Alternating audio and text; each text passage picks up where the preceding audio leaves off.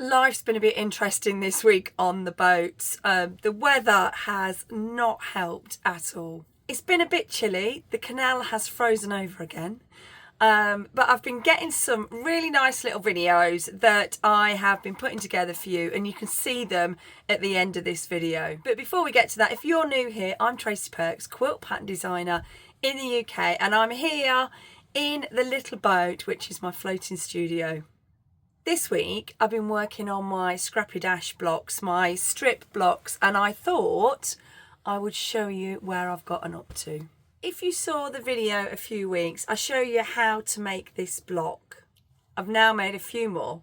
So these are the ones that I've put together and I've pressed. Obviously I've trimmed them down. Actually, I can't remember what length they are, so let me just get my ruler just to remind everybody.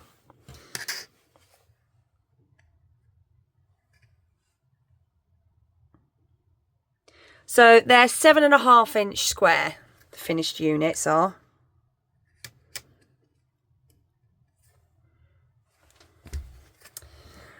So I've got some really lovely scrappy bits here, but there are some repeated, so like these two bits here, I don't want to get those next to each other if I can help it. So let's just have a look and see how we're going to put these together.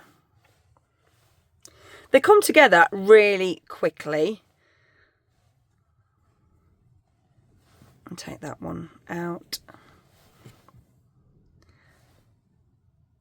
And because I've done the strips, these black strips, not even, then that means that it just reduces my need to have them accurate and every single thing matching.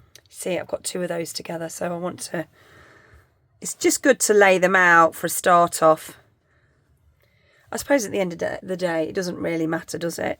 You see how quick and easy it is to start building these up. It's really effective, and it's a great way to use up your scraps, especially if you've got lots of strips as well. Now, because of my lack of room problem, I can't show you the exact size of this, but it is 8 blocks across by 5 down. So actually what I'm going to do is put together another 8 block strip to add to this. So that's my plan. I've spotted a hole, so I need to repair that. That's quite a big one, isn't it? So I'm going to take this over to the sewing machine, and it's easily repaired. I don't know if you can see there, but I was wildly off on that stitching. So yeah, let's just take that to the machine and see what we can do to get that fixed. Before I do this repair, I'm going to have to change my needle. I was previously doing some quilting using a 28 weight thread from Aurifil, and the needle that you can't see it there, the colour coded. Perhaps I'll do a separate video on needles if anybody's interested.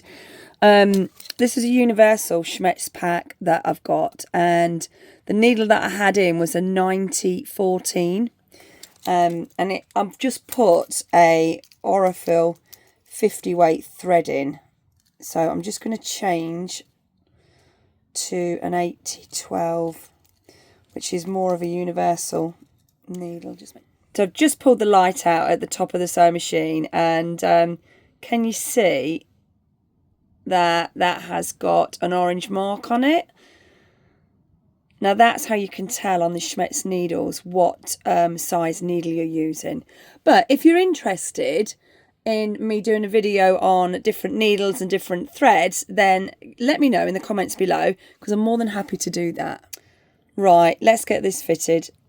It's worth doing these little things before you get started, especially if you've been doing something else on your sewing machine as well.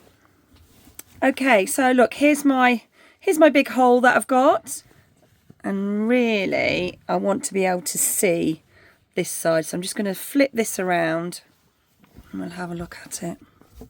Stitches aren't great. This is on my old sewing machine, these bits, so the stitches aren't that good, but that's okay.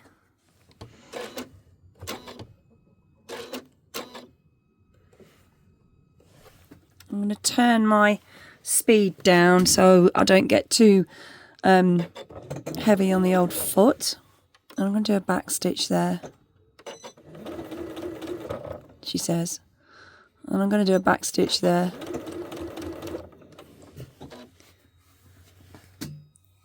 And I'm going to try not to get any of that fray in place. It's a bit difficult with the camera in the way.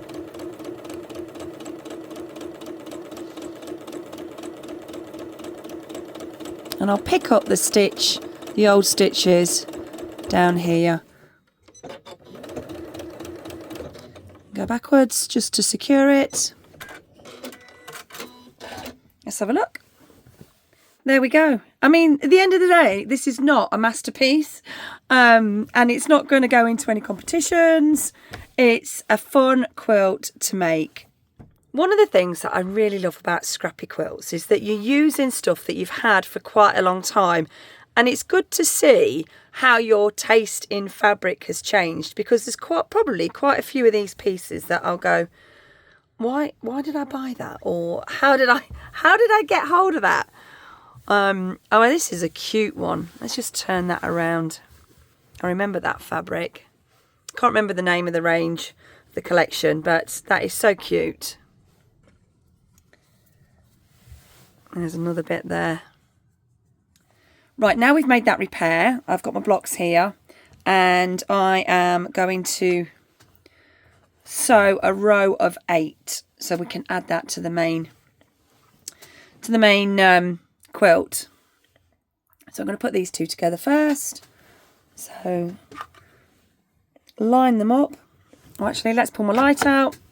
I love this light on the Janome sewing machine. I find it really helpful, especially because the lighting in the boat's not very good.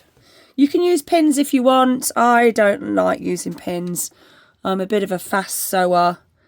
I don't want anything to slow me down. Or you can use clips as well. So let's just get a couple of clips. Again, I prefer using clips over pins, definitely.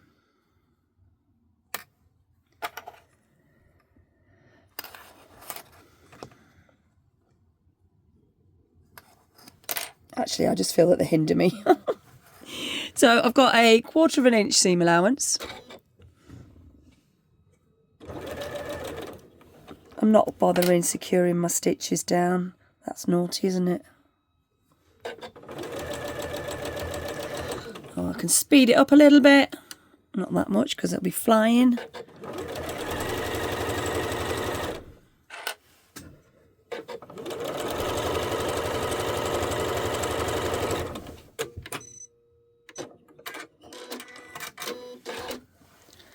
Okay, and there's our first one sewn together. And we're going to do this for the whole row of 8, and then I'm going to sew that to the quilt top, and it'll just grow from there.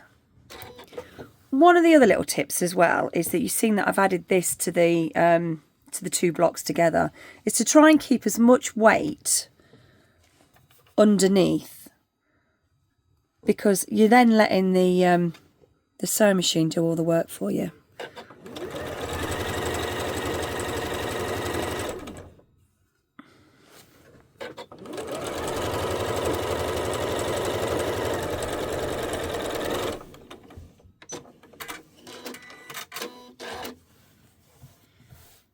And we'll just keep going. These are looking fab together. Love it. Well, let's just double check that. Yes. So I've got my strip of 8 now, 8 blocks all sewn together. They are looking lovely and bright. And I'm now going to sew those onto the rest of the quilt top. I should have showed you earlier, but these blocks do get a lot of stretch in them. So you just need to be careful that you're not pulling on them too much. And let me just do a few more stitches. Just a little bit more. Now this bottom part of the quilt is quite weighty, so it is pulling down. I've got most of it on my lap, but I just want to make sure that I've got these Nope, you can't see them on the camera. Let's just go a bit further. These 2 points, these 2 seams lined up. So what I don't want to do is overstretch either the top or the bottom. Yeah, I'm happy with that. Hold that in place as long as I can. And just carry on and sew the next couple of blocks together. Now this one, again, let me just, I don't know if I can show you. This one here, the seams don't line up, so I am going to give that a bit of a stretch on the top. Just a bit of a wiggle. Holding that in place till it goes underneath the needle. And as I sew these blocks together, the weight of the quilt is now transferring onto the bench beside me. There we go. There's a little bit more done. There you go. We've got a little bit more done of this lovely, bright, string scrappy quilt. I had to put my teeth in for that. Okay, let's go to boat life, and you can see how frozen the canal has been this week. I can't remember how many days we've been frozen in now, but this is what our mooring looked like before the freeze hit us. The temperature has been gradually dropping, but one morning we woke up to this. Can you hear that? That's the sound of an icebreaker boat coming through. Sometimes we just can't get stuck in the places that we are when the canal starts to freeze. So we do our best to get in position beforehand, but it doesn't always happen. Can you hear the ice breaking?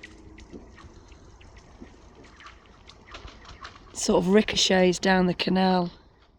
I had to go out and get this little video for you. You can see where the boat going through has broken the ice, and it's probably about 1 inch thick at this point. And a day later we woke up to a smattering of snow, and you can see here that it's settled on top of the canal. The sun came out and I had to take a wander down the canal to show you how beautiful it looks in this weather. You can see that we're moored just under this bridge here.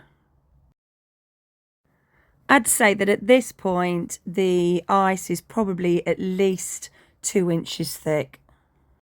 The coal boat should have been through by now. We have had to get coal from the local boat yard. We've been using a lot of diesel because there's not been a lot of sunlight, so the solar panels aren't charging the batteries up. Luckily, we're not expected to move in these conditions. The Canal and River Trust don't expect us to try and break the ice. Not only are we getting short of diesel and coal, but also we're getting short of water as well, because we have to fill our water tanks up every 2 to 2.5 weeks.